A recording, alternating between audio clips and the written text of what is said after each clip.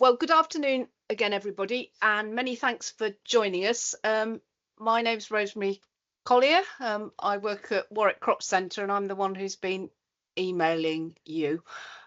So it's with great pleasure that I'm going to introduce Roseanne, Andrew and Ben in a minute, and they're going to talk about creating a marketplace for new varieties of UK registered beans.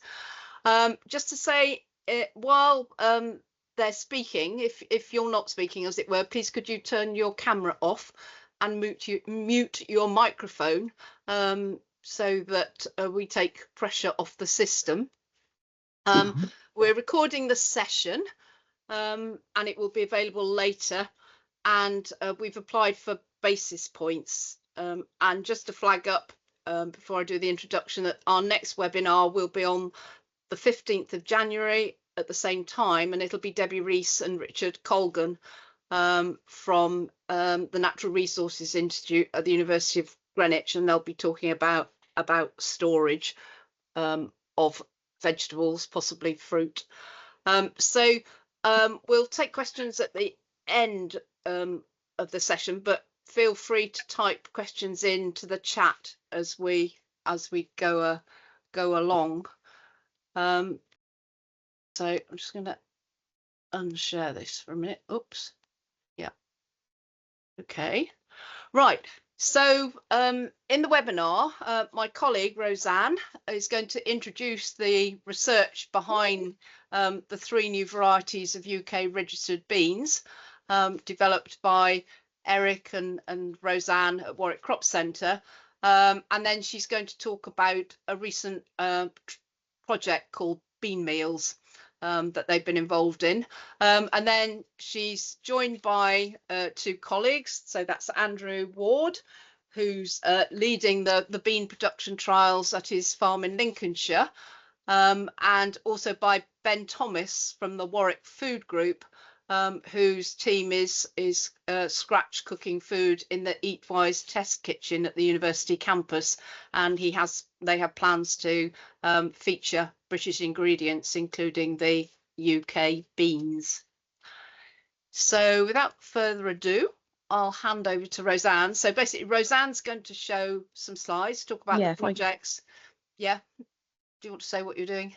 Well, I'm trying to share my screen. Can everybody see a front slide? Yes, yes. And then she's going to have a discussion with Ben and Andrew. Okay, over to you. Thank you, Rosemary. Does that work? Can everybody see that? So I think you're all at the side of my screen, so you can enjoy looking at yourselves as well. So yeah, thank you for introducing and inviting me to talk for today's webinar. I am Roseanne. I'm a research fellow based at the Warwick Crop Centre, and my background is horticultural, plant genetics, plant pathology and breeding, and more recently I've added psychology and consumer behaviour to my project work. And I've been researching on the Common Bean project with Professor Eric Holub for I think the last 8 years. Our work is a great example of unique innovation, legacy and hopefully impact. And yeah, so joining me today, we've got Ben Thomas from the Warwick Food Group and Lincolnshire farmer Andrew Ward. Hello both. Thank you. Really appreciate you being able to join me today. And as Rosemary said, I'll be starting with 15-20 minutes presentation just to give an overview of bean history and the current work, and I'll shut these slides down and have some conversation with Ben and then with Andrew before finishing with us describing our plans together to pull these beans into the kitchen from Andrew's farm. So hopefully the slide has changed. Is that all working? I'm hoping there's some nods. All fine, all fine. Good. So this is the crop I'm talking about, and I think we've probably got a wide audience. So Phaseolus vulgaris, or the common bean, and our varieties, which we refer to as URBean, so UK registered beans, are Godiva, Capulet and Olivia. Now research on these started a long time ago, as many of you are likely aware, and it has been sort of reimagined during my time to contribute to UK food production and public health. We want to get more fibre into people's diets, as 9 in 10 of us aren't eating enough of it.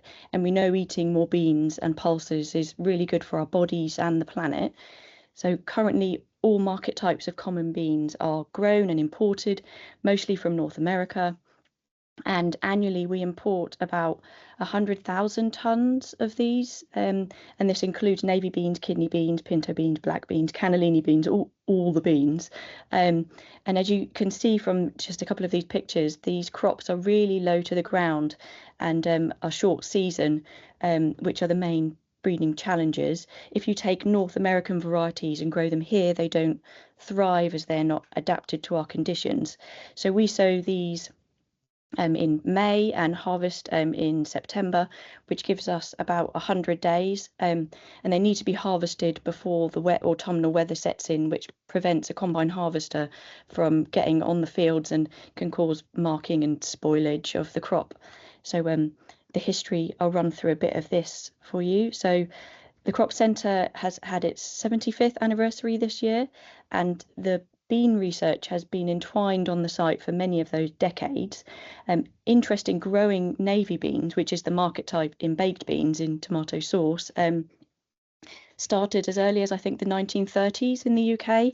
So back in the 70s, after some trials with North American varieties in the UK, MAF funded breeding navy beans at the NVRS site to adapt varieties here, to with the ambition to take some of the market share and improve supply resilience. This work resulted in a variety called Edmund that was registered in 1985, which was set for commercialisation. It had really important disease-resistant traits for seed-borne pathogens, but for various reasons, the variety didn't make it to a sustained market scale. Predominantly, the variety wasn't quite short season enough, and institutes were rearranged and merged, and all the phaseolus breeding work was mothballed and put into cold stores. So we have a twist in the story of resurrecting this legacy, where Professor Eric Holub saved some seed material from a cold store that was destined for clearing and restarted the breeding work. He took 2 lines, Edmund and a promising anonymously donated line we call Avon Annie, and sowed their progeny in the field to start field selections from F2 generation. And during my PhD, I explored disease-resistant traits and other things within this breeding population. And when I did whole genome resequencing of the parent lines, I found these varieties to be enormously diverse. So each of them come from the different domestication events of common bean 10,000 years ago in Latin America. Edmund being of Mesoamerican descent and Avon Annie from Andean descent. So by crossing these 2 parents, we now appreciate the diversity being combined. And this is what makes them so unique. And what is really exciting about this cross is the transgressive trait of the seed coat. So I like to call it the bean spectrum. And you get lots more colours than the parent's type. And this is what makes it distinguishes it from the historic navy bean breeding work. We're not talking about canning navy beans in tomato sauce anymore. We're able to imagine different market types of versatile ingredients. So we've gone from this legacy going to be lost to these new and improved varieties that are agronomically improved and harvest quicker. And we are now trying to make these into viable products to serve the health and communities that we live in. And the BeanMeals project, which is now finishing after 2 years, is what I'll talk a bit about. It's a multi-university and partner project funded by Innovate UK on the Transforming UK Food Systems call. And in this project, we've had Godiva and Capulet being used to disrupt a food system for us to investigate how could we change the system to get better outcomes, better health, equality, environment, economy, by putting more beans into the system, specifically these UK grown beans. We have been involving 6 primary schools in Leicester and Leicestershire, where the beans went into their school menus for 4 months, and the cooks, school children, teachers, caterers, they were all supported to see how best to increase acceptance and uptake at all levels. So we're talking lunchtime supervisor training, children designing bean games, having bean lessons, some children visiting our farm to have a bean experience day, sort of you name it, we tried it. The cooks had freedom to incorporate these beans into their menu in ways they thought best, and this on-the-ground participatory research was parallel with modelling trade-off scenarios of different hypothetical demand, as well as a deep dive into policy landscapes for school food procurement and agriculture. So yeah, this just gets into a very busy slide, sorry. So we've gone from plant breeding for a viable product to researching the most effective way to scale up production to deliver more quickly the health benefits within communities that don't necessarily have easy access to this type of fibre-rich food. So within BeanMeals, we worked from fork to farm, looking at the consumption end, sort of sometimes as a driver for these activities. And we've been really super privileged to be supported and trained in systems thinking methods.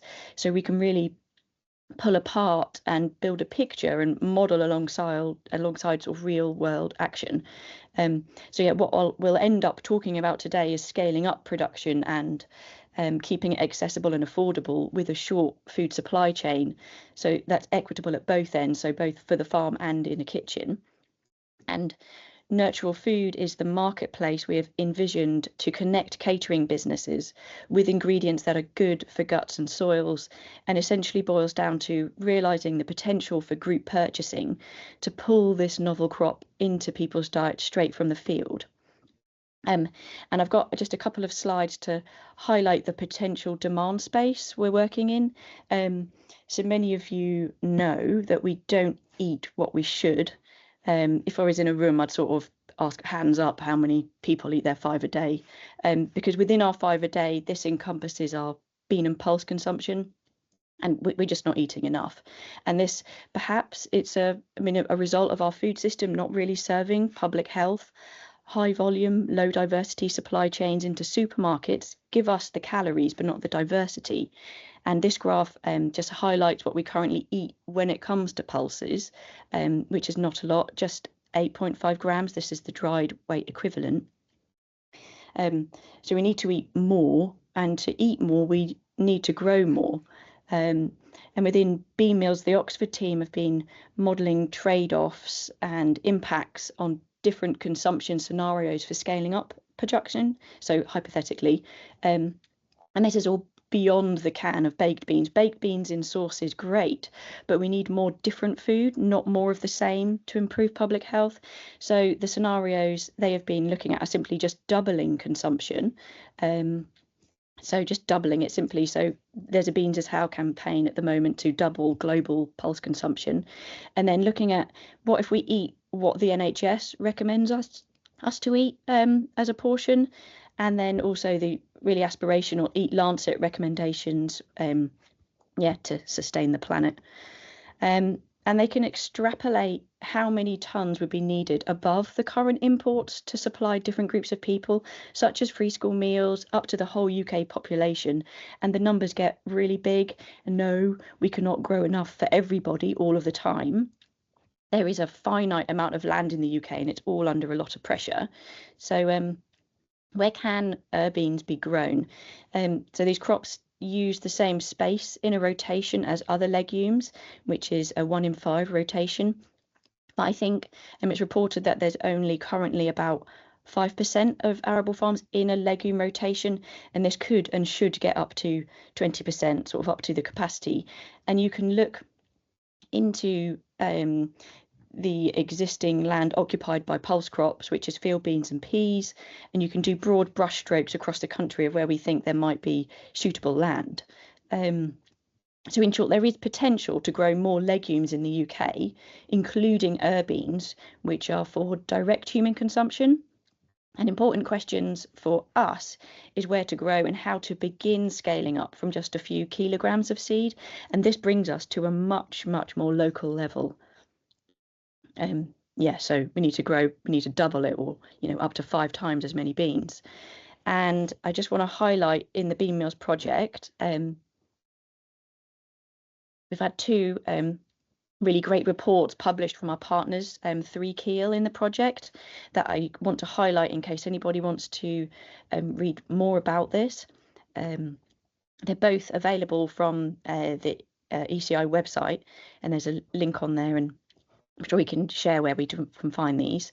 So the first report, published in June 23, I think, outlines what the current bean system is in the UK, and clearly the demand side of things. And I guess the take-home messages so far is that we need to add more beans into the system and not replace anything that is currently being imported. However, substitution is a really good method for introducing something new. For example, if you or your children like baked beans, you could make baked beans from scratch to get used to cooking from dry rather than from a tin. And then this addresses some of the cooking skills barriers, and individuals can learn to use more different pulses in different recipes. And then the most recently published report outlines 3 pathways to scale up production and lays out trade-off challenges and opportunities. And an obvious pathway to go down is go into the existing food giants and big retail. But these varieties, we're only growing like a couple of tons a year, and it would take sort of at least 5 years to get up enough seed supply for a factory for a day's production. And this won't compete with the commodity prices from North America. And then what happens in the meantime for years, and with the understanding we should be eating more diversity, not just more baked beans. So then what about SMEs? And there's an amazing example at the moment called the Bold Bean Company, who are on a mission to get people eating and cooking with more beans because they taste so good. Bold Beans have also brought it closer to home, sourcing their ingredients from Europe rather than North America. And the main range is pulses cooked in water, so they're versatile, but they're quite expensive and very much out of reach for a large chunk of the population, especially the households and the families that we've been working alongside. So then what about a pathway that is based on community enterprise? And we think this is the best fit, the best way and the quickest way for delivering impact. So bear with me, I'm almost done with slides. So as I mentioned, we've been using systems thinking methods to design, and we've used these to design a community-driven enterprise. So this method is called a viable systems model, and it's useful for planning companies and services that are responsive and accountable. And this just shows a diagram of the model and how the different elements intrinsically interact with each other and within an environment cloud. And for us, we've used the model to envision a social enterprise that recognises and operates within a food environment cloud for public health. And this applies disruptive thinking by proposing a social enterprise as a means for addressing key barriers in our food system, and importantly by supporting market demand that exists and is growing, which can drive a sort of supplementary supply of new UK grown food diversity. So this includes URBeans. So our vision is to imagine a food system that serves public health using seed, soil and free energy of British sunshine. And the business strategy is aimed twofold, really, at social enterprising by building a consortium of business partners that collectively share commitments to enhancing food diversity and changing of community level food environments. So key partners are being recruited from the main categories of actors within our food system. So C4Os, that's the proactive cooks for others and proactive growers for others. And a social enterprise is, if you don't know it, so it's governed by a social mission, and it reinvests at least 50% of its profits back into achieving the mission. And our mission is still being formulated, but we know what's on the checklist by working with our partners and with the cooks. So these dry beans and other ingredients, they really need to be affordable. And of course, this includes equitability for the grower. And a subtle but important point on here is just the zero plastic or packaging free. We're not making and selling a brand. Dry beans can go in bulk into catering or into gravity bins in zero plastic stores. The seed coat speaks for itself, really. Once familiar with beans, you can recognise them in the same way that you can recognise different varieties of apples. It's possible for people to recognise a Bramley apple from a Granny Smith. Dry beans don't need packaging that adds extra cost and environmental impact. And we're creating a marketplace for the beans under the umbrella of Nurtural Food, along the lines of group purchasing organisation, and mobilising these cooks for others for group purchasing to pull URBeans into production scale up. And these are some of our cooks for others in our local area. And I want to point out here, is my cursor? Here's Charlie with Andrew. She's the owner of 2 zero waste plastic shops in Leamington and Stratford upon Avon, where URBeans are in trial sales. So our job in the coming season is to try and get in place everything that is needed to equitably get food grade beans from fields into her shop. And we've got a new catering service at the University of Warwick, which Ben will talk about next. They're on a mission to cook food from scratch and feed nutritious food to students. And some of the chefs came to visit us at the farm to see how and where the beans are grown. So here we go. And how we're innovating with other horticultural crops that can be cooked with beans.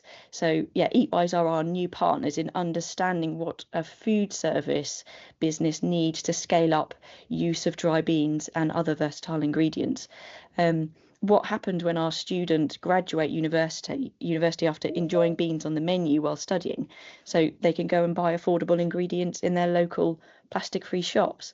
And this I suppose this local level of activity and relationships can be scaled up vertically and horizontally, replicated across lots of regions.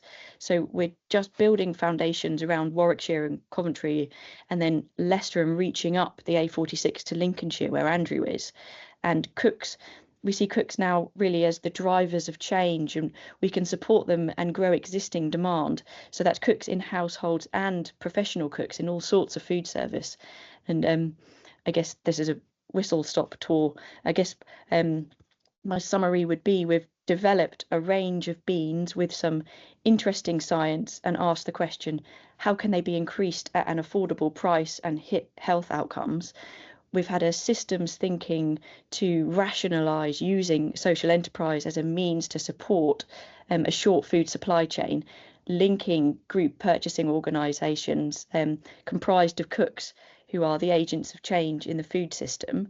And I've got my last slide, so a big thank you acknowledgement slide to the BeanMeals team, who are being obsessed and busy writing up academic publications and toolkits for schools and councils, and hopefully some funding bids to carry on. And it's been a real privilege to work on this multidisciplinary project, and to give you a bit of an overview for it today. And hopefully I can exit this and we can then start to have a bit more of a chat. There we go. Can everybody see me still and hear me still? Yes, brilliant. Yeah, great. So yeah, so thank you for letting me present all those slides. Now, with that overview in mind, I'd like to invite Ben from the Warwick Food Group to unmute yourself and join the conversation. You've all heard enough from me, I'm sure.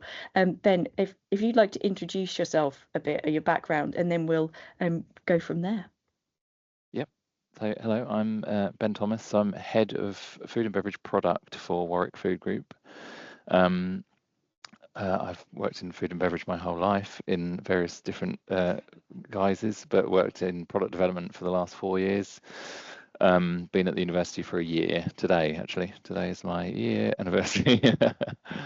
Yeah, and our kind of new brand within Warwick Food Group for our cafes, bars and restaurants on campus is called Eatwise. Yeah, so that's me and what we're doing. Yeah, so I was going to ask you, can you describe what Eatwise is and how it serves the university? Yeah, so we are run by the university, so we all work for the university. We're not a third-party catering company like is often the case in higher education. And like I said, it's kind of the the brand, if you like, for our cafes, bars and restaurants to operate under. But what it means is our kind of mission, I suppose, is to reinvent the way that catering works in higher education, essentially to kind of shake things up a bit. A lot of the time things are just bought in and served rather than being made from scratch. So we are, kind of tearing the rule book up and starting again to try and make from scratch.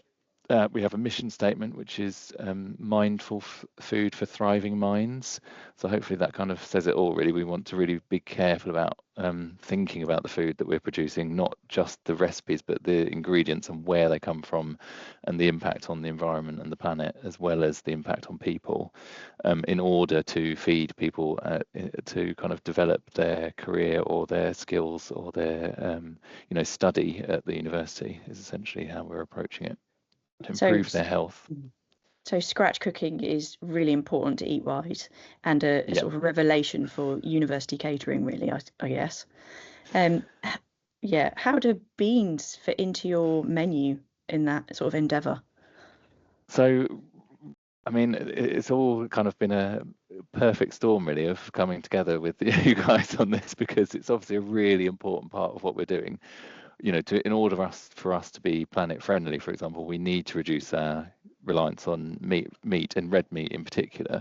So we need a really good alternative for protein, which is great. Beans kind of tick that box, alongside the fibre you've already mentioned. We know from the research we've done looking into creating the new strategy that people are not eating what they need to be eating in order to be as healthy as they could be. So that again kind of links perfectly. So beans feature really heavily on our menus where we have rolled out across campus. Really, we're kind of early days of our journey of rolling out new menus, but in the kind of handful of cafes we've done, they're featuring heavily. Because we've just started a new project together looking at to link beans and tomatoes, and it's not just beans on the menu that is innovative. How important is it for you to think about meals sort of rather than just single ingredients? Really, really key. So we, in our development process, we would always start with the meal, basically. So what is it that our customers want from our cafes, but also what do they need in terms of nutrition? So rather than looking at it individually, we would try and build a balanced meal first, and then kind of take a step back and look at what ingredients then would go into that. So the kind of the concept of the meal comes first, if you like. The fact that we can now look at using tomatoes as well. We've already had our development team doing a recipe for our own baked beans, as you've just kind of been suggesting, using the tomatoes that are being grown as well. Really, really, really key to what we're doing. Yeah, and I guess students experiencing healthy diets sort of on campus, this food environment may influence students' dietary patterns at home and their further experiences. As a caterer, I guess you're typically used to ordering beans in cans in sauce or water, so already cooked. When we're thinking about using dry beans, what changes, if any, are you and your guys learning to make in the kitchen to facilitate this sort of supply of dry beans? Yeah, I suppose there's real benefits to it, actually, which I think is really important to say, that in terms of things like packaging, we are having, when we use the dried beans, we're consuming way less packaging when we do that. Storage space as well, the finished product in a tin takes up a lot of room in a store room. And we have better control over the cooking and the flavors that we're using, especially if we're thinking about things like baked beans and also the ingredients. A lot of commercially produced baked beans wouldn't fit our kind of mission to reduce our reliance on ultra processed food, which is another part of what we're trying to do. Really, really key stuff. I guess the flip side of that is then time. So obviously working with these products, we need to factor in kind of more prep time, more cooking time, but it does give us some control. So I think that there's more benefits actually to that outweigh the kind of downside of having to spend a little bit more time cooking. Yeah, and I guess you've given us a bit of a hint of where you've been trying beans on the menu. I mean, it's early days. Have you received any feedback on the beans? So I'm guessing, I mean this sort of from your customers as well as from your cooks. Yeah, really good feedback, and particularly in terms of if you just look at the sales. So a lot of our bean salads, for example, in the Test Kitchen cafe, are the top sellers. They're really, really good. We've done a lot of engagement and tasting sessions where we've had the opportunity to do so with various departments across the university. We always get really good feedback on those products.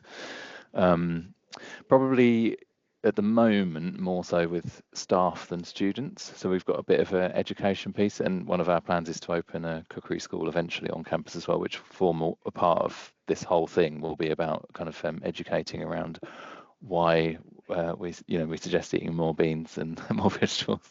Yeah, oh, that sounds amazing. Thank you so much. I think we're hopefully running on time.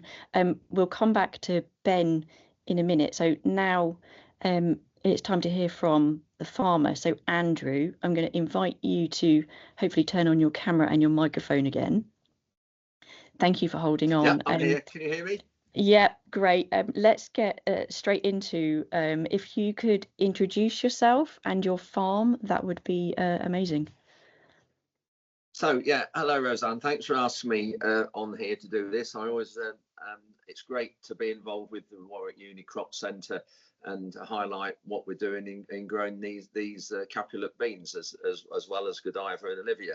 But so the farm, we are situated, for those of you who know the area, Lincolnshire, Nottinghamshire, we're situated about 8 miles east of Newark, just over the border into Lincolnshire. We farm right on the side of the A17, which is the busiest A road, single carriageway road in the country, the police say. So a lot of people go past the farm here without realising. And we are growing a range of crops on a range of soil types. We've got 2 distinct soil types on the heavy land farm where I am now, where the main base of the farm is on the side of the A17, is very difficult soils. We have got probably most of the soils are a mixture of 50% clay and 30% silt. So that gets up to 80%, and then the other 20% sand. So we've really heavy, difficult clay soils on a lot of the fields. Whereas on the light land soils, we've got probably 60% sand, maybe 65, 70% sand, and the rest are a combination of silt and clay. So very, very different soil types completely. And on the heavy soils, our rotations, we're growing sugar beet as a break crop, and we're growing that once every 4 years.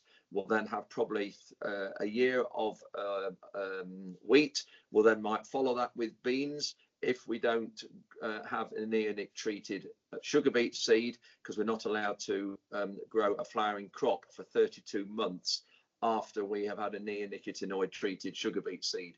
But since now the Labour government have got in, we've only been able to use the seed treatment with a derogation, a special derogation being approved by DEFRA. I think now that Labour's got in, there won't be any derogations at all. So we're going to have to go back to spraying sugar beet with damaging insecticides many, many times to try and get on top of virus yellows, which is where the whole job's not right. But that sugar beet, we grow probably a third of, or a bit more than a third, maybe nearly half the farm's winter wheat. The farm size is 1,600 acres in total, of which 1,000 of that is our own, and then some other farms. We've got 2 or 3 contract farms we're farming for other people. Other crops we're growing are spring malting barley, and that goes to a brewery at Burton-on-Trent, and that goes into making Grolschlager, Doombar beer, and Carling, as well as another lager where our barley goes into a bottle. And then we are growing also the capulet beans as another crop, which we'll touch on that in a minute. And what else we're growing? Oats as well. We've had some oats as well in the last few years. So a bit of a range of crops. We used to grow oilseed rape, but we got hammered by flea beetle, which decimated the crop, and that again is a result of government policy banning the neonicotinoid seed treatment. That meant we couldn't keep the oilseed rape alive. So at the moment, until we get some gene edited crops that allow us to grow that are resistant to flea beetle, then I can't see us growing oilseed rape for a few years. And just also one other thing, Roseanne, some of you know, I put all our farming exploits on YouTube. I've got a YouTube channel called Wardys Waffle, which you see in one or two of the slides. And I put 2 videos up a week, one on a Wednesday night, which is tonight if I can get it edited, and then another one on Sunday morning at 8 a.m. And that's just highlight my life, food and farming production, what we do for wildlife in the countryside and the environment. A super informative YouTube channel. If you have any interest at all in farming, it's yeah, amazing to watch. Keep up to date with what's going on the farm. Thank you. So how did you become involved with growing beans? I think really it was as a direct contact with Agri. We yourselves and Agri have a strong connection, and Agri are a distribution company. They sell fertilizer, chemicals, seed, advice. Big company around the UK, and I think it was Warwick University's, the Crop Centre's connection with Agri, and my connection then with Agri joined us together, because we are an Agri farm here. Until this year we've just actually we've actually been knocked that on the head now, but we have been part of Agri's trial program system, and we've had 2 or 3 open days a year where we get 100 farmers each time come to the farm to look at what we're doing. And I think it was our work and our willingness to actually try different things and try different crops that enabled us to do that and have the connection. And I think that's where the link first started. Yeah, and so you've mentioned it. I mean, it's very much trials, and it's been 2 years of trials. And I guess, what are the most important agronomy lessons you have learned over these 2 years with the variety Capulet? It's been really, hasn't it? Yeah, it has. Obviously, the first year, last year, we grew all 3 varieties on a very small field. We have 4.5 hectare field, so about 13 acres in a field with different trials in that field. But Capulet was the biggest area we grew in there. And I think that the agronomy things, we tried lots of different things. We tried starter fertilizers, which didn't happen. I think the biggest thing, and there's 2 important things for me, it's nearly at the start and end of the whole growing cycle, and that's establishing the crop well and successfully. Make sure we're on a very good soil type. I think our very heavy clay soils this last year, because of the rain, we've had significant damage to the yield of the crops. And I think its soil type is crucial. So make sure you get it in a decent soil. Make sure you get it in a decent time, in sort of mid-May, if you like, if you can get it there. If you don't drill it before May because of bean fly and various other things, and weevil damage. So I think get it in good condition on the right soil. And then at the other end, I think harvesting is very important. There's a 120-day growing window for Capulet from drilling to harvesting. And I think it's try and make sure that you get the crop harvested in plenty of time before sort of maybe the 3rd week in September. We suffered this year because of weather's affecting the yield quite big. So I think it's those 2. It's the start and end of the crop is really, really important. Yeah, and you touched on there on harvest. So here at the university site, our tenant farmer uses a standard fixed header for our bean harvest. So we know it's possible to get this crop up using standard equipment. How does a draper header work, and do you think this makes a big difference to the viability of this crop on farm? Because that's a type of header that you had on your farm, isn't it? Yeah, it is. You can, I think you can harvest them with a standard header on the front of the combine, and which we have got. Our standard header that we use for all the crops is a standard header. But the draper header that you're referring to, Roseanne, for those listeners and viewers on here, the draper header is there's 2 or 3 on the market, but the one we've used is made by a company in, I think it's Canada, called McDon, and that is what they call the flexi header. So the knife that cuts the crop floats and flexes and follows the ground, whereas on our standard header it's fixed just like a table, and it won't move. It will tilt left or right, but it's still fixed in that plane. Whereas this flexi header that we're now using, the knife is flexible. It's got like a conveyor belt behind the knife that feeds everything into the combine. And you can actually alter the pitch of the header as well. So you can actually put it so the knife's pointing down into the ground, or you can angle it back a little bit. And there's so much adjustment with it. And you can definitely harvest crops a lot lower to the ground. So I think it's one of these situations where these headers are very expensive. A 10-metre header just to go on the front of the combine, you're looking at around about £120,000, which is an astronomical amount. But I think it's where we need to look at having groups, farmers growing this crop in an area in a group, and this one header or combine would harvest a group of farmers' beans. Yeah, and I guess what has been the most common question and comment you've had through your YouTube channel about the beans? I think one of the most, there's maybe two or three. I think probably the most is that the damage we've had to the yield this year because of the wet weather proves that it isn't a viable crop. I counter that straight away by saying that that's not right, because the losses we've had from the beans this year is no different to anybody who has grown wheat this last year. I know a lot of farmers lost crops of wheat this year and re-drilled them because the weather straight after drilling swelled the wheat seed and burst it, and it didn't grow. So my reply to that is that it happens in a wheat crop. We couldn't re-drill them because we didn't have any seed. So that is the main, I think, one of the main ones. And the other ones is it a viable crop? Are we going to get enough tons grown in this country to replace some of the imports that we've got? Because we use at the minute 300 tons every day of the year are imported and used into baked bean production in this country. So I think those are the two most frequent ones. Yeah, and I guess so that sort of will lead on to our sort of next bit of conversation, really. But thinking more widely about adding beans into the system. So you've been growing Capulet until now, but we're really looking towards growing Olivia, the black bean, next year. So yeah, we'll go on to that in a bit.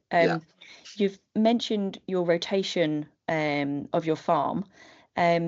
How do you see these beans fitting into your existing rotations? I know we've had a bit of chat about blackgrass management, sort of break crop, cash crop kind of thing. Do you think there's different opportunities on different farms and different opportunities on your farms for this? I think there is. I think if we could just touching on blackgrass for a start, if those of you who are aware or don't know what blackgrass is, for those of you who don't, I'll just explain it quickly. It's one of the most damaging weeds to yield that we've got in the most cereal growing regions of the UK. It's a hugely virulent grass weed that decimates yield, and it's extremely difficult to get rid of. It's resistant to most herbicides apart from Roundup or glyphosate. Glyphosate is the active ingredient of Roundup, and we have had a targeting approach against blackgrass by using a lot of other things apart from chemicals. So for us to get rid of blackgrass, a chemical can is the last thing we reach for, not the first thing. And we've done a huge amount with hand roguing, hand weeding, hand pulling the crops just before harvest. And we've actually, with break crops, with reducing the amount of winter wheat grown, delayed drilling of wheat into November when we have got it, huge amount of things, we have actually now got rid of blackgrass. So for us, blackgrass in spring beans isn't a problem, but I could see it being a problem because the beans are they're very slow to establish and to cover the ground, if you like, and blackgrass has a habit of growing through things really quickly, and blackgrass likes crop competition. But then saying that, because these beans aren't planted until May, you have a chance to get rid of any blackgrass with glyphosate and spraying the blackgrass off before we drill the crop of beans. So I think that there's fors and againsts of that. And then I think as a break crop, it's certainly very good as a break crop. And I do remember last year, this small field we had, when we actually cultivated it in the winter, because we didn't get it, the rain came literally the day after we harvested them last year. And so we had the fields were in the stubble. We actually put a drag on it. We dragged the field in the frost in probably January, early on this year, ready to put a spring crop in. And I must admit, the soil was so good after the beans, very friable, and the crop of beans really did the soil the world of good. So it really emphasised again the importance of beans and how good they are for a following crop. Yeah, so you still sound optimistic about growing beans, despite setbacks. And I guess as a farmer who sells other crops for fodder or processing, how novel is it to grow food for direct human consumption? Yeah, we haven't done a lot of that yet, or with other crops. and I must admit it's quite what's the word? Quite proud really to think that's what we're doing. With oilseed rape, we are actually, one thing I forgot to mention on the intro, we are a McDonald's flagship farm. And when we were growing oilseed rape, we stopped 3 years ago. We were growing a special variety of oilseed rape that goes to McDonald's. And if you look on the McDonald's website, you'll see me featured highlighting what we do and how we grow an oilseed rape in conjunction with looking after nature and the environment. So I'm a big proud, and I do eat McDonald's as well because I think they're great. But I think that's one area where we linked direct into the food chain. But growing these beans and having these, I think it's really novel, and I've sort of had all sorts of nicknames thrown at me now, and all tins of beans with Wardys beans and all this sort of thing. And I think having a crop direct into the food chain like this is great, and I just hope we can get onto this to grow more and more of them. And the more we grow, the more we'll get to know about the crop and understand the do's and the don'ts about it. And I think it's really great to be able to say we're growing some beans that can end up into baked beans or into cooking beans. Yeah. I mean, happy, I guess, like any farmer, you're kind of happy to grow, but it is a case of economic return on a crop at the end of the day. Absolutely. Yeah, it is absolutely. And this is where it's so important with everything we're growing, because one of the bits I've just done with GB News just now, we were talking about the costs and these taxes that the government have announced in the budget. And we went into a field, into a shed of wheat we've got here, 300 tons of wheat. And we stood up in this shed and I said, this is the problem we've got, is the viability of producing food to put on people's tables is very difficult. When the value of wheat is dropping all the time, we must be able to grow crops that are profitable for us. But it's not only profitable to actually reinvest in the farm, it's actually, we need money to actually, everything out there, nature, wildlife and the environment, we can't look after those things if we're not making a profit. We can't. There's a great saying that I use regularly: you can't go green if you're in the red. And I think that's a really good saying to highlight the problems with food production at the moment.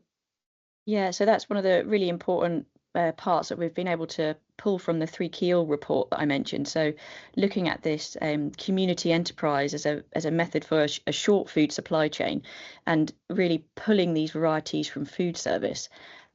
So thank you very much, Andrew. Hopefully we've all got a picture painted now of the farm production and the kitchen demand side of things, and these different landscapes which we're trying to join together. Earlier I introduced the systems thinking and the design of a social enterprise to coordinate the marketplace for URBeans, essentially a short food supply chain of dry beans into catering and households, and pulling a variety in the food service to provide this demand for the novel crop for someone like Andrew to grow. And Andrew, you've talked about your experience with Capulet, but I just want to really draw attention now to the variety that we're most excited about and planning to work with in the coming year. So Olivia, the black bean, is an exciting crop. We want to get Olivia on Andrew's farm and into food service and households this coming year. Ben, I don't know if you would like to highlight at all any opportunities or what might excite you about using the black beans on the menu, or if you have any plans for the coming year. Yeah, I mean, just as exciting as any of the other beans, to be honest. I think from our side, it just gives us more versatility. You know, we can do more with it. We've got a plan to introduce a kind of Central and South American menu in one of our outlets, so having a kind of black bean to fit in with that is perfect timing, kind of thing. So yeah, all sorts of things we can do with it, really. Yeah. And I guess the scale up plans, Andrew, we're going to be growing a small area on your better land this coming year, but we've got sort of bigger scale up plans, and we know that there's sort of a production ceiling, let's call it 10,000 hectares built around actual farms. What could be our first target? Something like 2,000 hectares in 5 years' time. So we're not talking about feeding the country, we're talking about starting a business. How can we support Andrew reaching 2,000 hectares by 2030?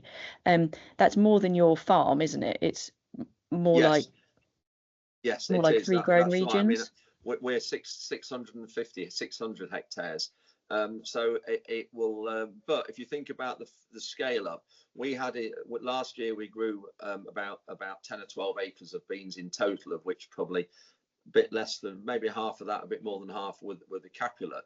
And so the fact that the seed multiplication, we were able to drill 150 acres this year, and if we'd been able to do that, we hopefully would have had 150 tons from that area.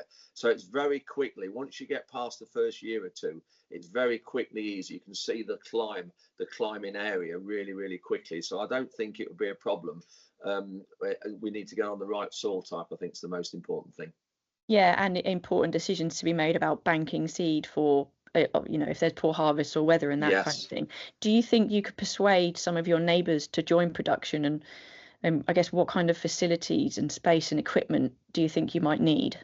Yeah, I think I could. We've got some very good land around here, up on the heath, and also just down the road, not far from Newark down here. There's some really nice light loamy sort of soil. So I think we're in a good area to expand it. There's no doubt about that.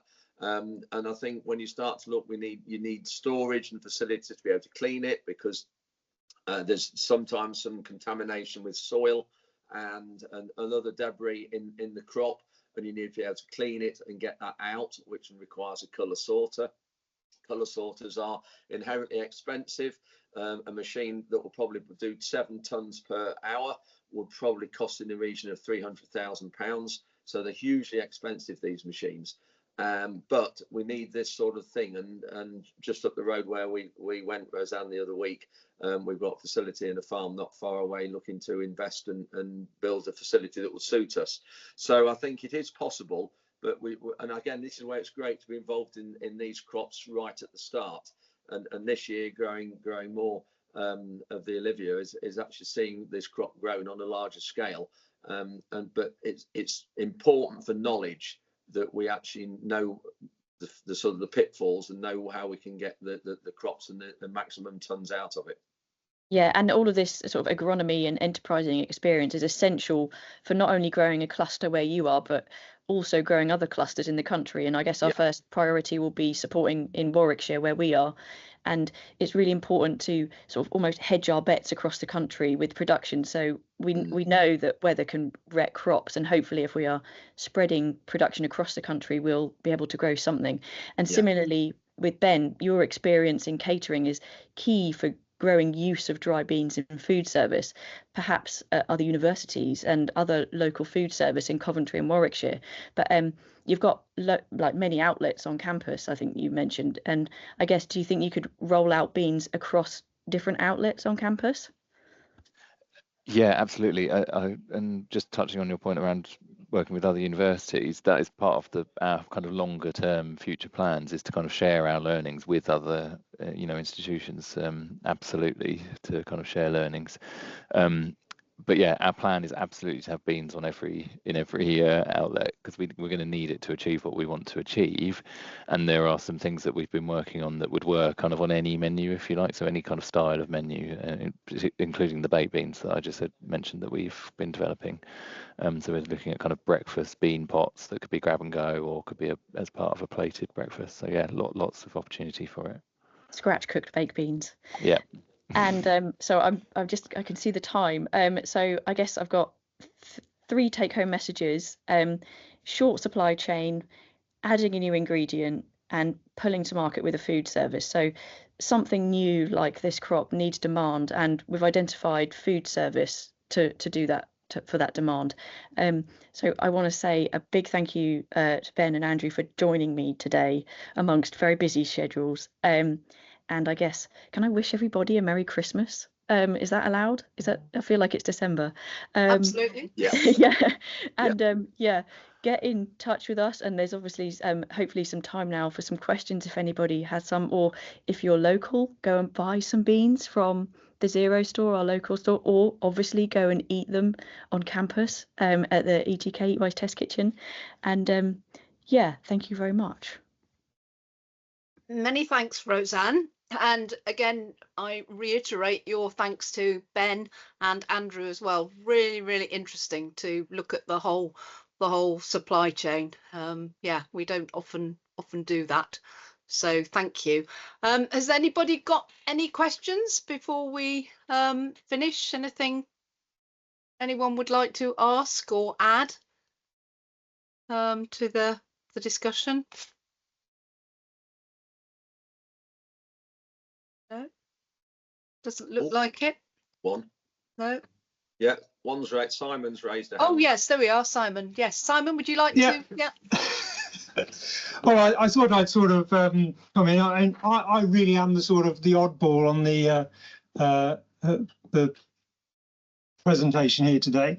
I'm an engineer, so you know, from that point of view, but really it's sort of my heart is certainly within sort of beans and that, and certainly I use them a lot. I'm an omnivore, not veggie or anything in you know, to that extreme, but I very much use beans as you know, as a protein extender, if you like, from that point of view, and all my, you know, culinary sort of explorations sort of go down that route. So I've sort of, you know, I'm a bean advocate, and I you know, grow on the allotment and that sort of thing. Really, what I was asking, and I suppose it's really going towards Andrew. How tall are the beans, and sort of, I suppose it's sort of going back to a little bit to sort of an engineering side of things. How, you know, you said about the header and you know, soil contamination and that sort of thing. I mean, I suppose it's a bit of a trade-off having the stature of the crop, and obviously that if you get a, you know, if the crop was bred to have a slightly taller stature, it would take longer to get there, and so you've sort of you're trading off between the growing season and that. So, well, I suppose really, does it cause you any problems, or is it something which you can cope with, as you might say, being what I would think of being relatively short? Well, the capulate are shorter than Olivia, but I think the biggest problem we had is we haven't got enough plants there. So of course, if you've got enough plants, each plant will help each other get to the light. Yeah. So that the proper plant density, if you get a good plant density, you'll automatically get a slightly, you know, a taller crop, in which you can get underneath it a bit better. But the capulate are sort of renowned, and they do grow a bit lower to the ground than Olivia, and the other ones are, you know, they're good. They stand up better, and they're easy to harvest. So I think it's all down to that, but it's down to the soil as well. So I think it's down to if you get a kinder soil, you'll have better establishment, which will also help them to grow, and you'll get more plants per square metre. So I think it's all sort of interlinked.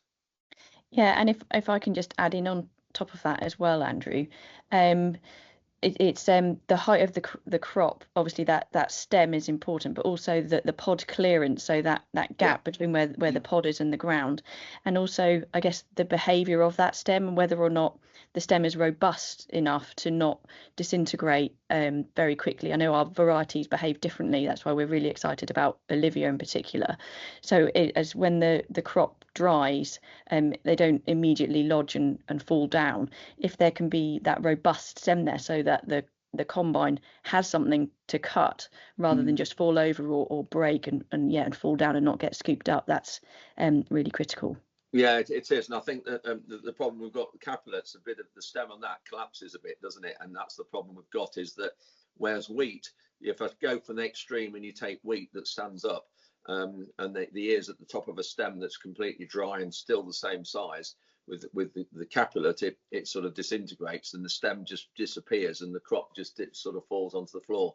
So this is where we need the McDon to pick the pods up from the ground. Yeah. Okay, thank you. Great, thank you, Simon. Right, any other thoughts before we close? No? Okay, so once again, very many thanks, Roseanne, Ben and Andrew. Really, really interesting. And thank you to everybody for joining us this afternoon. And as Roseanne says, we wish you a Merry Christmas. Thanks, Rosemary. Great. Thank you. Thanks all. Bye. Thanks.